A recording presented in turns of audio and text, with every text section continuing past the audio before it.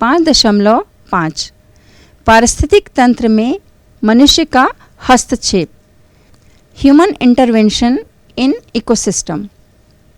किसी भी पारिस्थितिक तंत्र पर मनुष्य कई तरह से प्रभाव डालता है।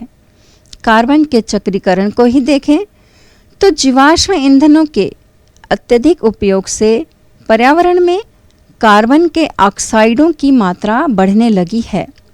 साथ ही हवा में कार्बन के कणों की मात्रा भी अधिक हो रही है।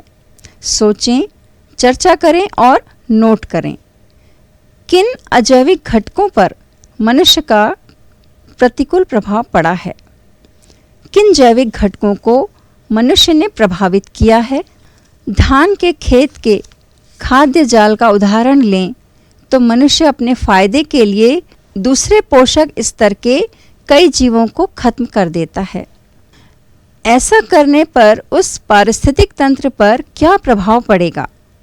यदि धान के खेत की खाद्य श्रृंखला में किसी नई प्रजाति का जीव शामिल हो जाए तो क्या होगा?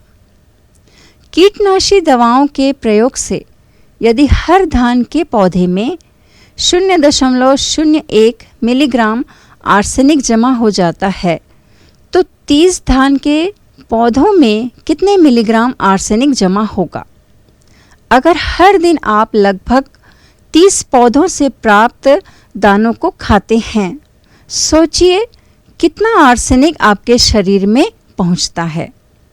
हम जानते हैं कि नुकसान पहुंचाने वाले कीटों और सूक्ष्म जीवों से बचाने के लिए धान की तरह अन्य फसलों में भी विभिन्न कीटनाशी, कवकनाशी, शाकनाशी आदि दवाओं का उपयोग किया जाता है। इनमें से कुछ रसायनों का जल्दी अपघटन हो जाता है, किंतु कुछ लंबे समय तक मिट्टी में पड़े रह जाते हैं, जो हानि पहुंचाने वाले जीवों को समाप्त करने के साथ साथ मित्र जीवों और फसलों को भी नुकसान पहुंचाते हैं। कभी कभी ये फसलों द्वारा अवशोषित होकर उन फसलों को खाने वाले मनुष्यों और पशुओं के शरीर में पहुंच जाते हैं और अनेक रोग भी उत्पन्न करते हैं। ऐसे कुछ रसायन जब लंबे समय तक मिट्टी में पड़े रह जाते हैं तब मिट्टी के भौतिक एवं रासायनिक गुणों में परिवर्तन आ सकता है और फसल उत्पादन कम हो सकता है। ऐसी मिट्टी को फिर से उपजाऊ बनाना बहुत कठिन होता है। अतः पर्यावरण को हानि पहुंचाने वाले कृत्रिम तरीकों एवं रसायनों का उपयोग विशेषज्ञों की सलाह से कम किया जाना चाहिए ताकि हमारा पर्यावरण और हम सुरक्षित रह सकें। अपने घर या शाला के आसपास मनुष्य के हस्तक्षेप के कारण पर्यावरण को हो रहे नुकसान के अन्य उदाहरण के बारे में लिखें।